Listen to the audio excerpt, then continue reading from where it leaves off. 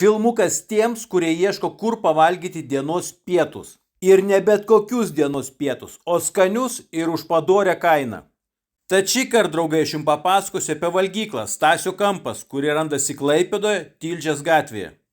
Džiaugiuosi, kad į valgyklą atvykau kiek po 10 ir radau ją pustuščią. Pasėmiau spurgelų, sriubelas, gyros ir karbonadžiuką ir iš viską sumokėjau 9 euriukus. Chebrikė, pažiūrėkit, kai tirštumo baravykų sriuba, o koks skonis.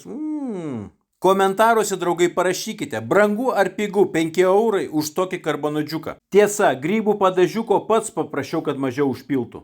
O minkštutės purgytės buvo tokio skonio, kad šitą suvalgęs dar kelias namo pasėmiau išsinešimui. O pykti, kad valgykloje nebuvo kompoto, kompensavo naminė gira. Tad spurgytės plus gira buvo idealus desertukas. Man čia asmeniškai patiko, tad šią vietą rekomenduoju ir jums.